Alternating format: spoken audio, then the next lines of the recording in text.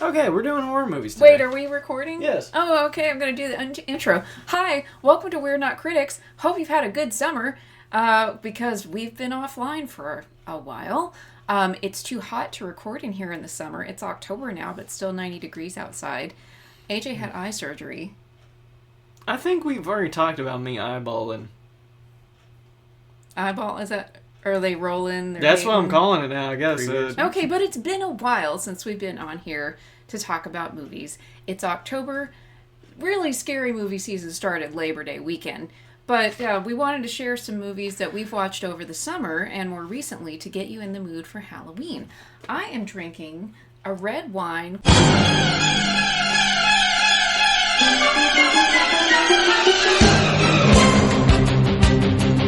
in honor of Halloween and horror movies.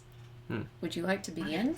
All right, so this is a two-parter. This is a combo. Number one is Don't Breathe from 2016 and Don't Breathe 2 from 2021. Seeing as you have representation in this movie... Blind people! Would you like to talk about it? Oh my god, though. I can't identify with him. No, okay, this is one of those movies, you hear about morally gray characters, you go back and forth so many times of who... There's really no hero... There's really no... Everybody's the villain at some point, and somebody will do something awful, and you're like, oh, screw these people. I hope they get what's coming to them. But then there's some redeeming backstory, or somebody screws them over harder, and you're like, no! So, man, this is...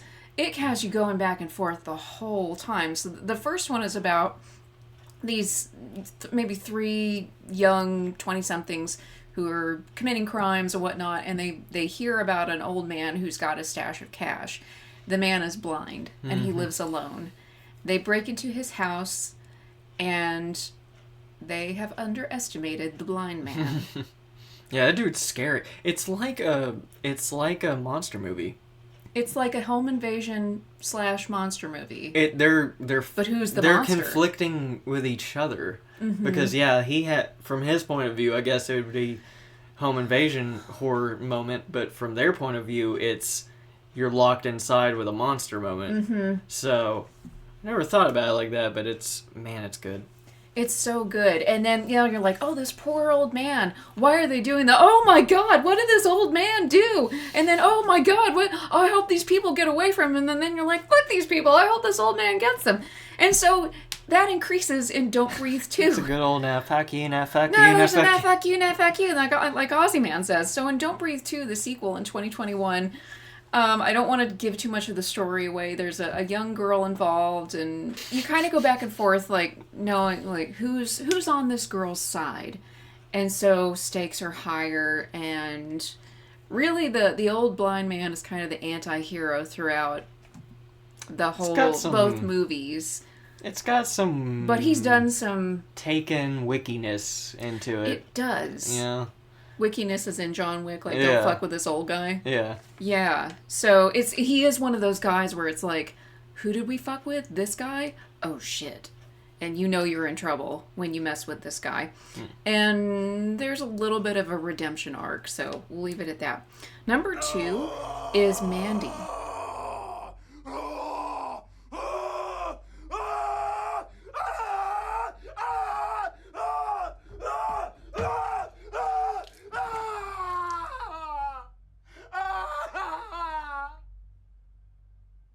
That was a vibe.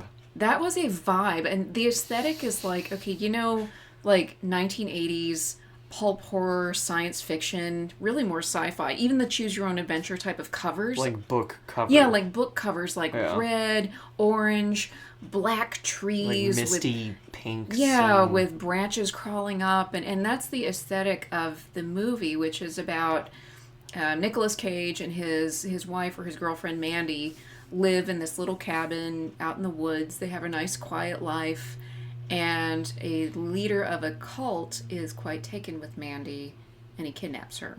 And so it's very fever dreamy. It's very violent, it's very gruesome. It's not complicated. No, it's a straight up revenge movie. In fact, the one bad thing is you feel like you want a little more story. But it's so into its style that it's still good. It's still really good. Yeah, I mean, it's worth it just for the visual an experience. aesthetics. And Nicolas Cage is great in it. We had bought this movie called, what was the one we actually bought that we did a podcast about? It was terrible. The Ghost Land. Oh, yeah, something about the Ghost Land, and Nicolas Cage was in it. And we were watching, turned out to be a promo, and we're like, oh fuck yeah, this movie's gonna be awesome. Because and it was the promo. It was a promo for Mandy. We thought, and we're like, wait, what? Okay, this doesn't happen very much anymore, but you remember like in the 90s and the early 2000s when a movie that you rented, DVD or VHS, whatever, had a trailer for the movie you're about to watch on it?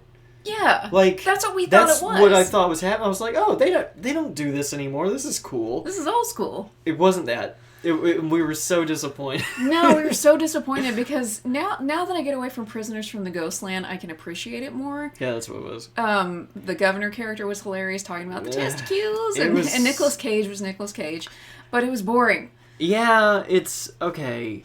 But man, we were excited about Mandy, and we finally got to watch it. But just a quick sidetrack, if you want. So the idea in that was it was like a Japanese director doing kabuki with like a Western storyline. If you want that done well, Afro Samurai. Which is an anime. Or incredible. The Dark Tower. It doesn't have Asian stuff. It's not Japanesey or anything like that. Or anime or manga. But it is sci-fi and fantasy and Western. Yes. So and you're talking about the book series by Stephen King. Yes. Yes. So if you want something that sounds like Prisoners of the Ghostland, but now you know it's boring and it sucks. It has like a couple really funny moments in it, but other than that, it kind of sucks. Yeah. If you still want that vibe though, those are things to check out. So The Dark Tower, and what was the other one you mentioned? Oh, Afro Samurai. Yes, that was an anime series that we had started watching years ago, and then we finally finished it. Samuel L. Jackson voices the main character, and he's so good. It's in the visuals are just, you know how some animes are just beautiful. Yeah. So you get a little mini review right there. Yeah. So okay. Moving on. Number 3 is Nefarious, which we watched on Amazon Prime. This was it was like I love stories or movies where it's one or two people, kind of like a play where it's like Beckett or something, where it's one or two people and they're really good actors. But this is about a death row inmate who his execution date's coming up soon, and he's claiming that he's possessed by a demon, and that's why he's by reason of insanity or whatever, he shouldn't be executed because he was not making the decisions. So they send in a psychiatrist to evaluate him, and the whole movie is these two having a conversation with some flashbacks and things that explain what's going on. So, fun fact, I recently saw a review of this by Genetically Modified Skeptic, who is a fellow Texan, a atheist YouTuber who came from a very deep evangelical background, and he talks about his life changing with all that. And he reviewed this movie, and he thought it was god-awful. He thought it was terrible. I loved it. Which is just really funny, because I think we weren't... Not that I'm saying he had preconceived notions, but he probably knew more than we do about it beforehand. We didn't know it was a Christian film with, Yeah, Glenn Beck's at the end. Yeah. Like, what? We didn't know it was a specifically, super right-wing Christian people that wrote it. Well, they did a really good job, because every other Christian movie we've watched, other than Where Hope Grows, sucks. Yeah, we thought it was good. It was really good. But I think that the idea I had in my head is better than, and maybe not, what the writers and directors actually wanted us to come away from it with. I came away from it with the demon wants to convince this man, or maybe not the demon. It's kind of ambiguous. The man that's involved, the killer, wants this guy to prop up Christianity in the name of the devil. That's kind of what I took away. I don't know. I really I think, and I thought that was interesting. I was like, oh, so you're saying that maybe people spouting all this stuff are actually the bad guys because they don't really... Oh, you mean the ones who hate everybody and don't want to help the poor and the sick? Yeah.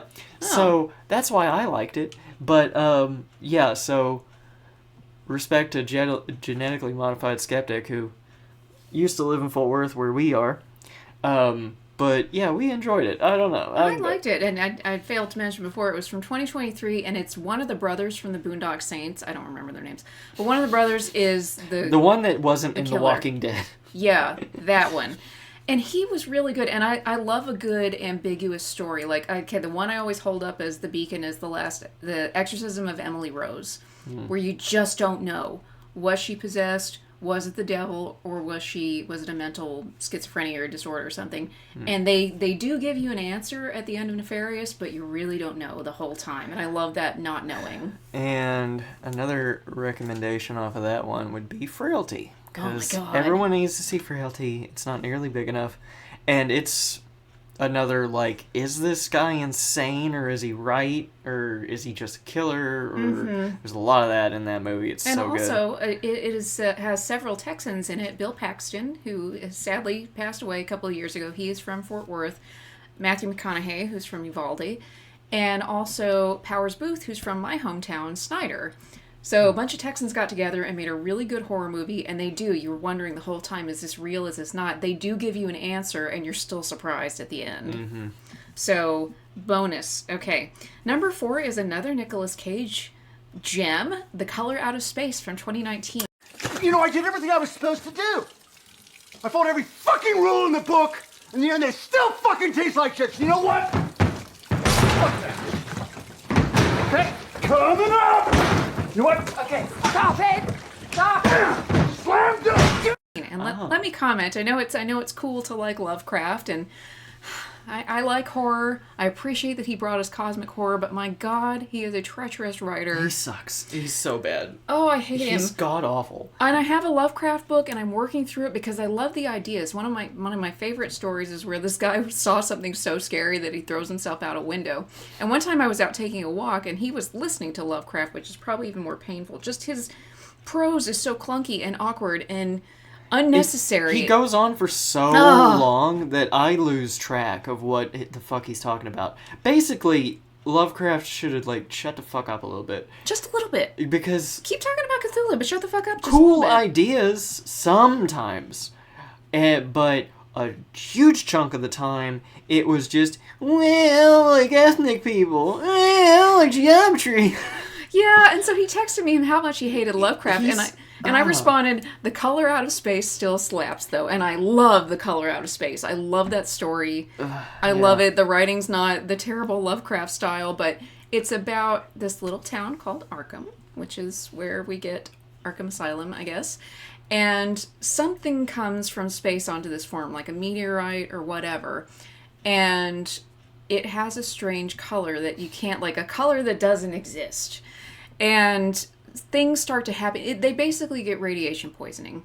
And these horrible things start happening to the animals on the farm, to the people on the farm. So there's a little bit of, I wouldn't even say supernatural element, but it's like this, it goes beyond, typical what we know about radiation poisoning. And it's these horrific things that happen. If you've ever read Stephen King and it's anything with the Toadash stuff or weird mixed animal creature things, he took a lot from stuff like this. Yeah, like the creature from It, probably you could call it Lovecraftian.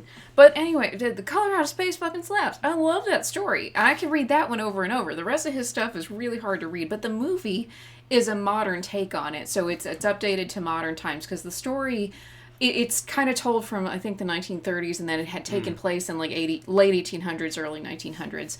So this takes place in modern times, and it's a family living on a farm. Nicolas Cage is the dad, Jolie Richardson is the mom, and they've got a son and a daughter, and some meteorite falls, and weird things start happening. And I loved the movie. I thought it was good. Yeah, I love Nicolas Cage. I wish more people were, like, less divided on Nicolas Cage. I love Nicolas Cage. Okay, here's why we're always cool with Nicolas Cage. Because he can be really good and also really not, but he's given 110%. He commits and when every he's time. really not good, he's still really fucking funny.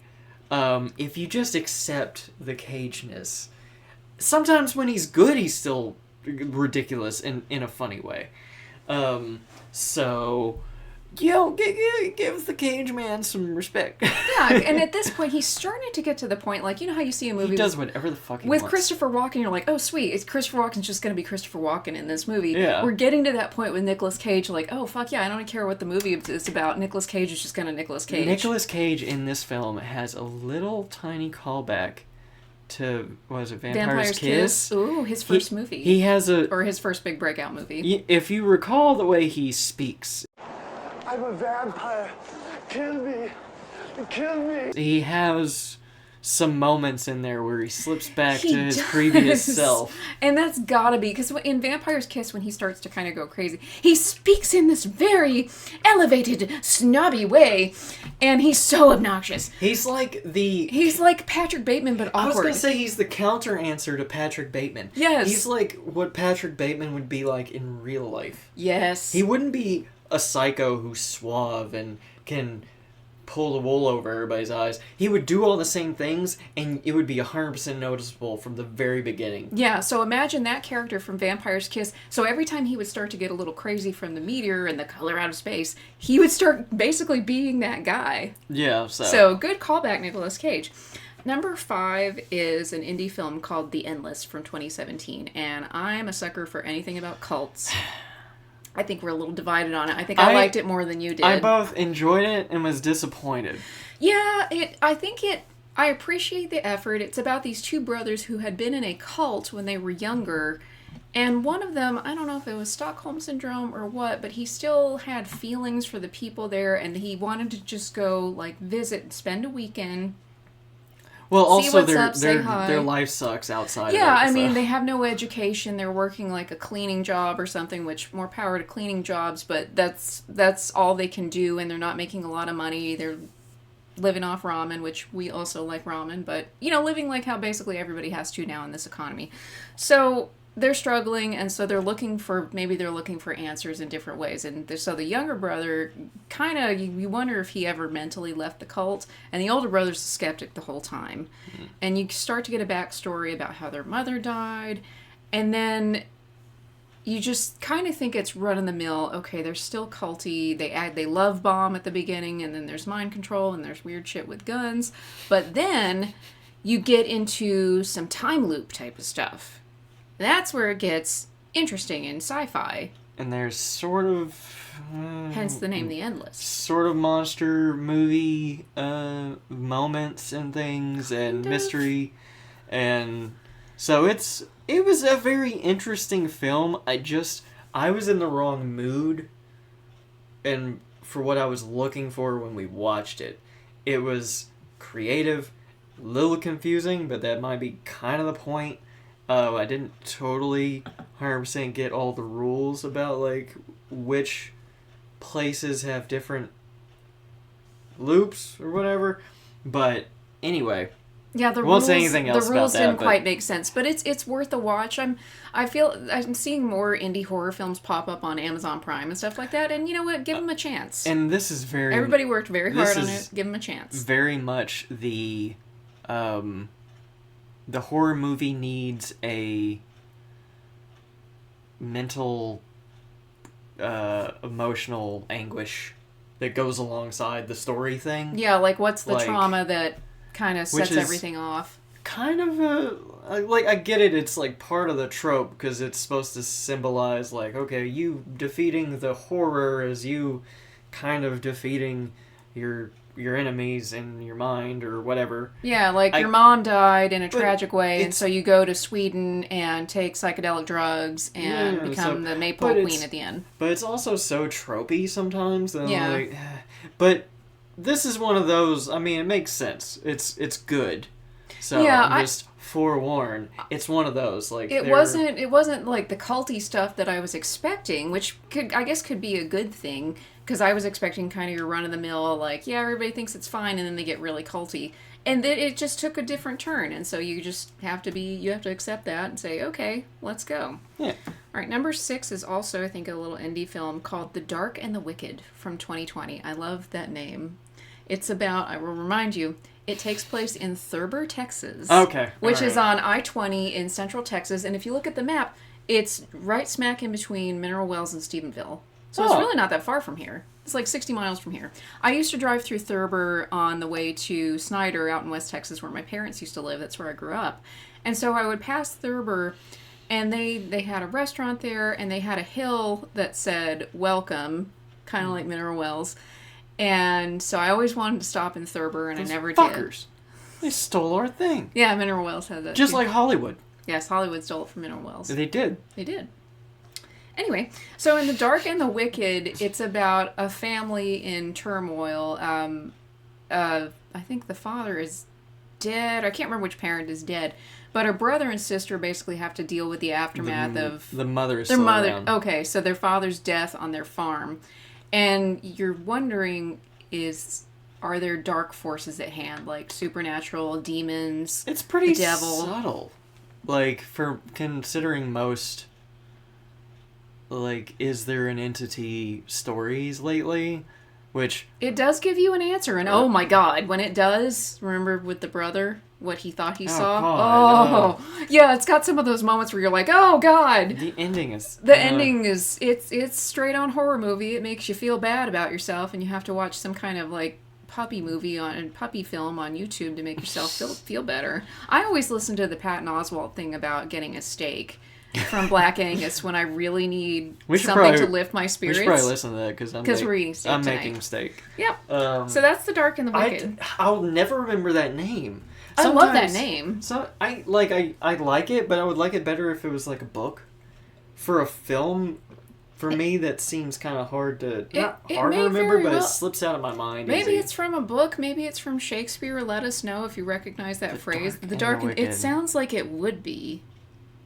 Now, I don't know. You know, titles are they're hard. Like, Something Wicked This Way Comes is so amazing as a title. I'm so mad. It's like some stupid freaky circus people or something. Oh, yeah. Well, the line is from Shakespeare. It's from Macbeth. And the book is by Ray Bradbury.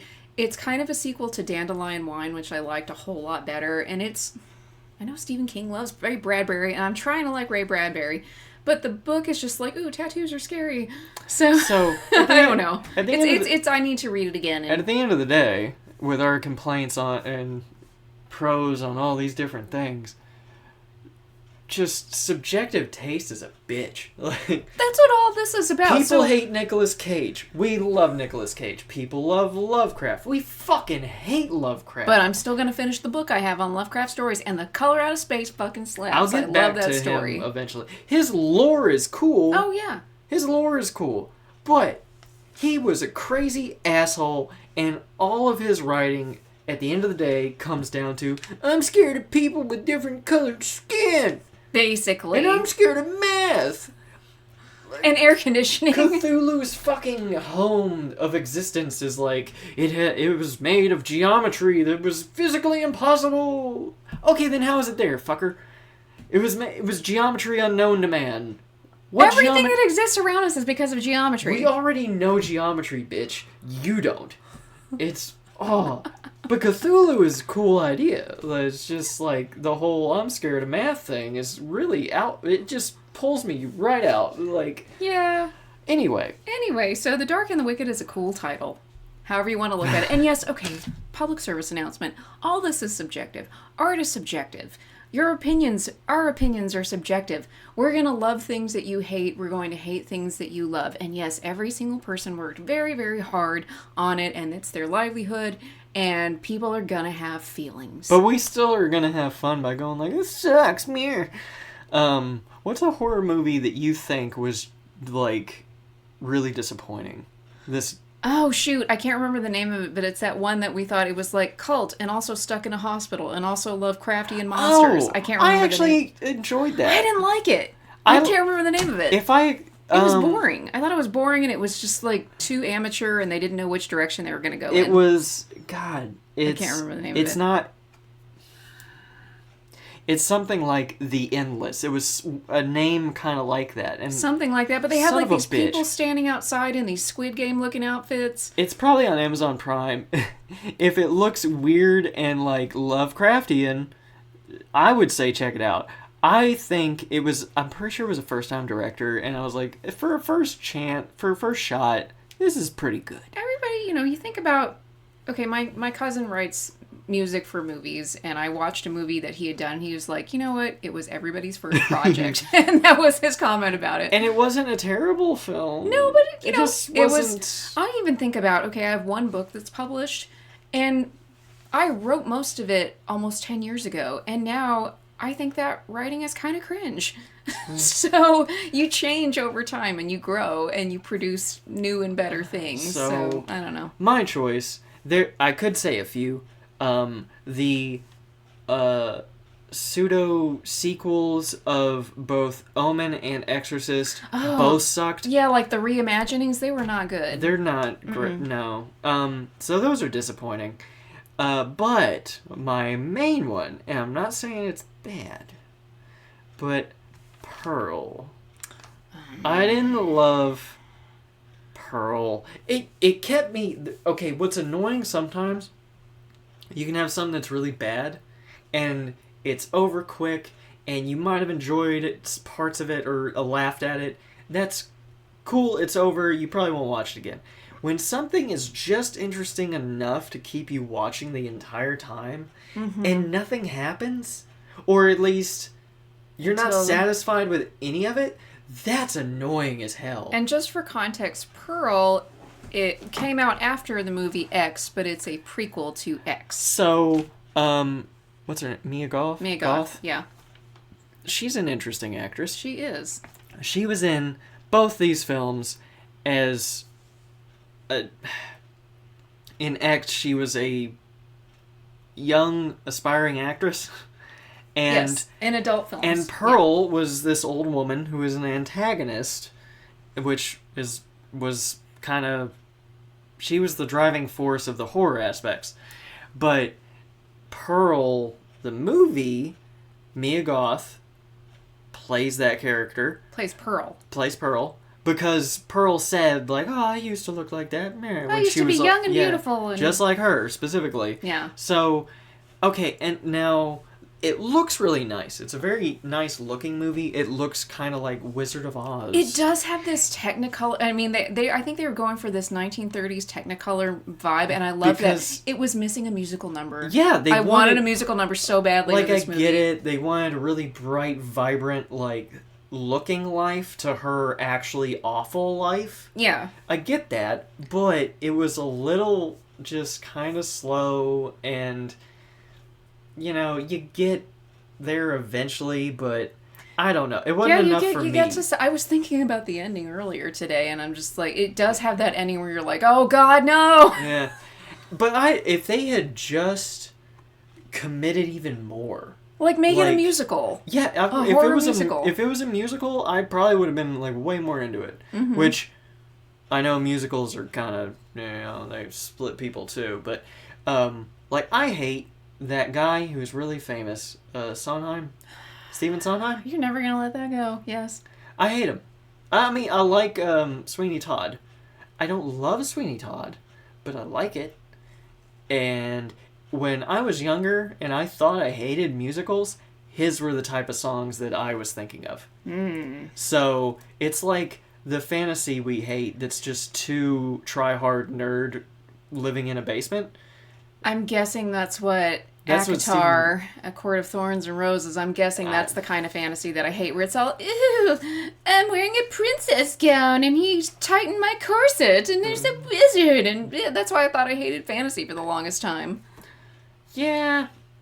But anyway. So that's Stephen Sondheim to me.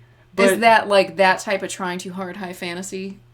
Yeah, that's what it feels like. Okay. But anyway... So, but yeah, I thought if they had gone full Wizard of Oz style of, musical, that would have been cool as shit. Would have kept my interest a little longer. She even had a scarecrow friend. Oh, yes, he was her special friend. And she did have a dance number. She was auditioning for, like, the Follies or something. And there was dancing and stuff, but I wish they could have shown, like, more of, like, what was inside her head if she was imagining, all these people dancing with her and music and all that, and they just didn't go that far. I'm still curious to see the next Maxine one in the trilogy, Maxine, but meh. You know. Anyway, okay, so that brings us to number 7, and we both liked this movie, but we're a little divided on it. The Hitcher from 1986, starring Rutger Hauer as the Hitcher. I forgot we were even going to talk about this. This was the whole point of the podcast. C. Thomas Howell is the young protagonist.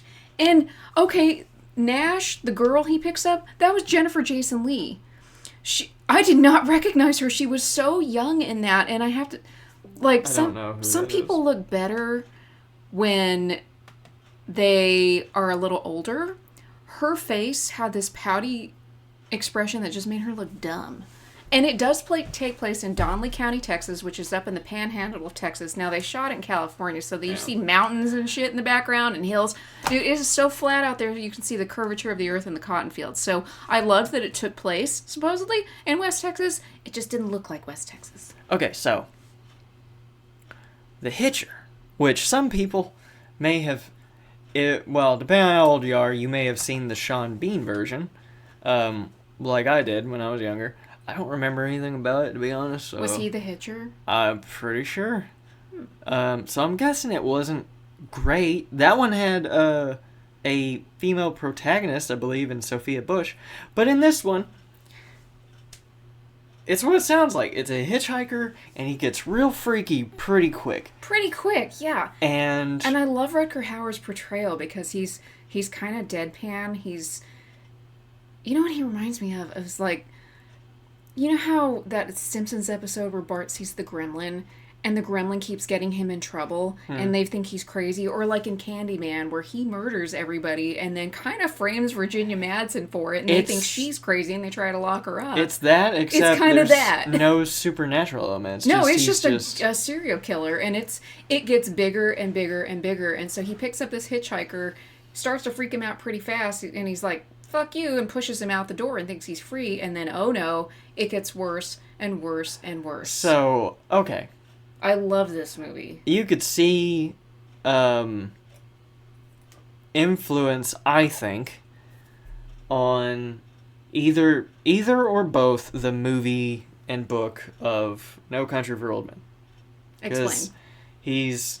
Anton Chigurh is kind of a similar person, seems unstoppable and always knows what to do and seems to know where to be at the perfect time, and no one really gets to see his face, and you don't know his backstory.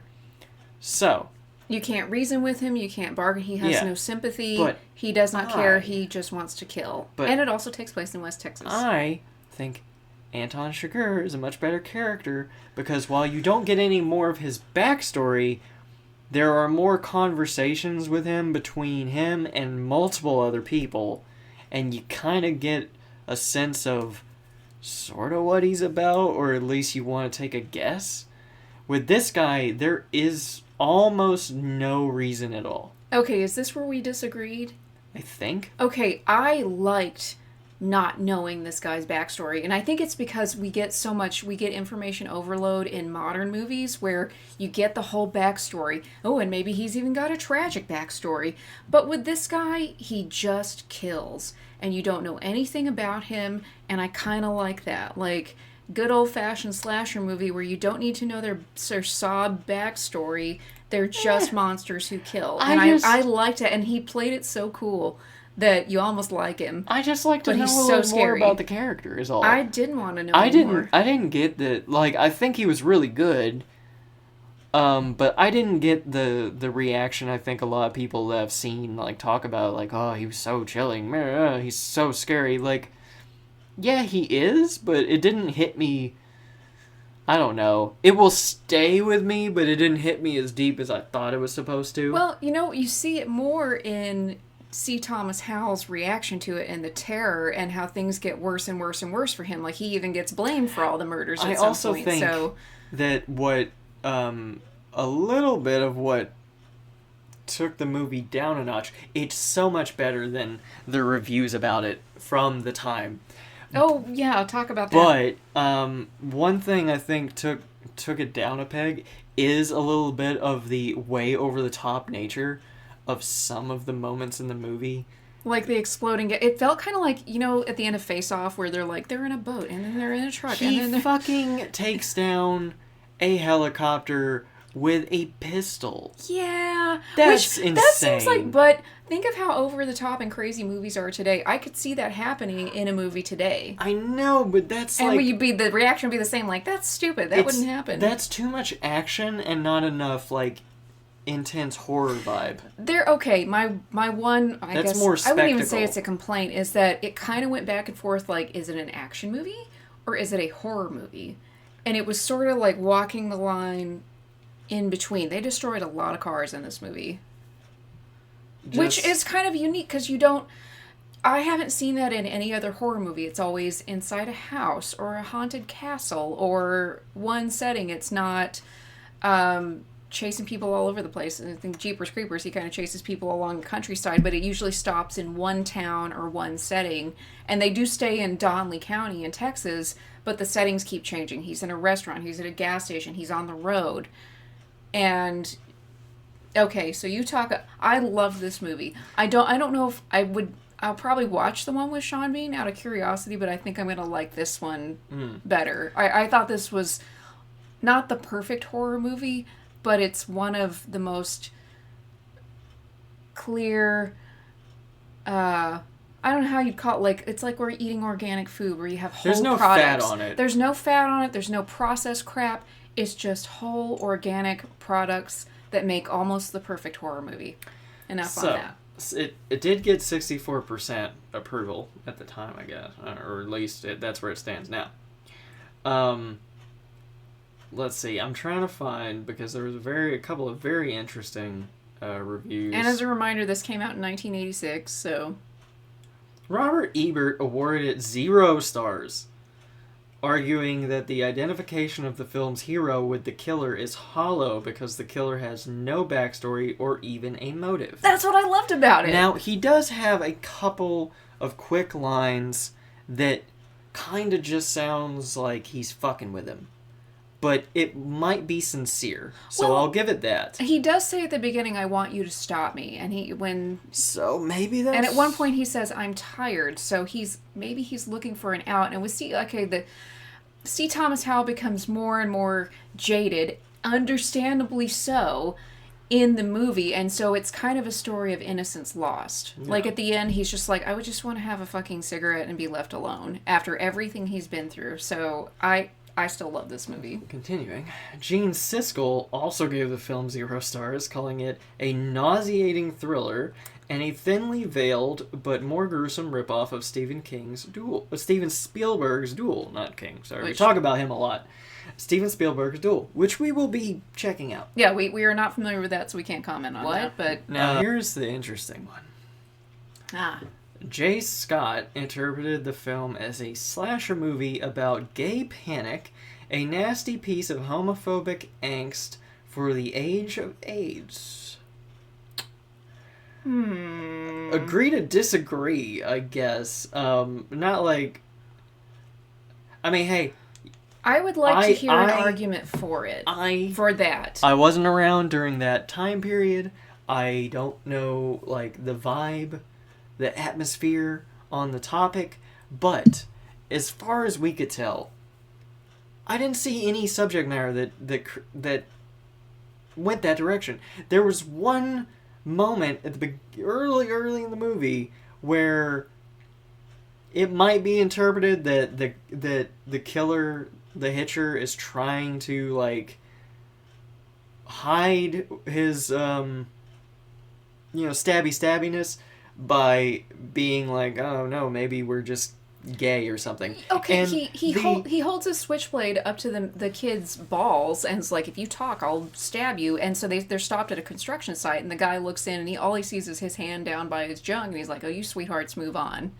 That's it. That's the only moment. So you I don't do that get... today in a movie. So I was around in the 80s, but I was a child, so I really can't speak for the gay experience in the 80s and the AIDS crisis and all that because I was a little kid. That one moment just looked like maybe that person saw that at the beginning of the movie, and it kind of set up his expectation for the whole film. And maybe they thought, is that like two men having a relationship is horrible. Is that what he thought the movie was saying? I didn't get the vibe. I didn't get that vibe I either. think it's looking in too deep.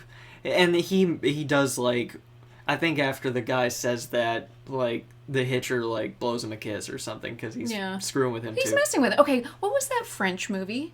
That... High Tension? High Tension. Now that might have some gay panic in it. So... Maybe. Although, if you happen to go watch that... Oh my god. The twist. Oh my god. Also, you need to... Okay, at some point, something's revealed that changes the way you see actions that happened earlier in the film. I won't say... We're talking about High Tension now, I won't right? say what they are. Not Hitcher. Yeah, High Tension. French movie. If you watch it, and you have that moment, remind yourself to think all the way back to the beginning.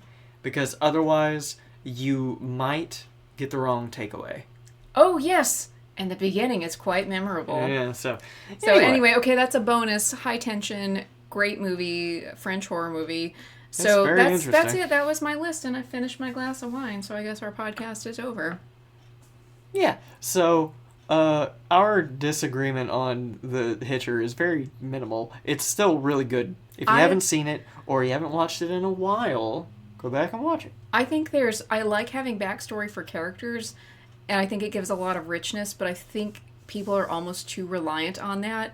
These days with TV shows and movies, there's too much of it. I don't need a lot. I needed like 1 or 2 conversations.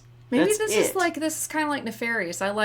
Or Emily Rose, or some of those things where you don't know. Like, I want to know, but I kind of appreciate the tension of not knowing. And so that's what it is. That's what I like with The Hitcher, is like, you don't know where this... And that's what makes him scary, is you don't know his motivation. Maybe what it is, you can't bargain is that I'm looking for the main character to have, like... that thought process of like, why is he doing this to me? Because at least then it explains to me a tiny bit why he doesn't, I don't know, maybe do more to kill him earlier on. Okay, question for you. If someone murdered me, and would you feel worse or angrier if it was someone who knew me in my life, or just a random stranger, and it was just a random act of violence? What would bother you more? Depends on why they did it. What if it's random? Because either way, no they're reason. obviously mentally unwell. Yes, but if it's random, just like somebody, I feel like shooting somebody today, wrong place, wrong time, they shoot me, or a mass shooting, which could happen in this country, let's take the mass shooting element out of it. Someone just randomly murders me. Would you feel worse about that if it was like an old ex-boyfriend or something, or, someone who knew me? I'm not sure how this connects to me watching a film about 2 other people going through it. I'm talking, because with The Hitcher... Because they're constantly going back and forth. I think his randomness makes him scarier. Because it could have been anybody. He wasn't tracking this kid for miles and miles. He didn't track him from Chicago all the way to Texas. He just happened to get in his car. Maybe it's how methodical he is that makes me want... I think that makes it scary. Something, because like obviously we've seen killers with very little motive, but they're usually more, I don't know, flamboyant or something. Like he's so chill and calm and collected. Anyway, whatever, so we'll never figure it out. But I like the unknown when it comes to Rutger Hauer's portrayal of the Hitcher. Okay, so yeah, go watch those. We probably talked about like 11. talked about like 11 movies, but officially the list was 7. So happy Halloween. Keep watching horror movies all the way into Valentine's Day. And if you want horror but really dumb, you could go back and see True Blood on HBO. We are binging that right now. Because I wrote a book. I'm in the middle of writing a novel about redneck vampires in West Texas, and I felt like watching a show about redneck vampires, but they're in Louisiana instead. And so we were having a fun time. And also, I went to high school with the guy who plays Jesus Lafayette's boyfriend. So, Yeah. fun little fact there. Yeah, go enjoy something dumb. Yep. Bye. Me. Called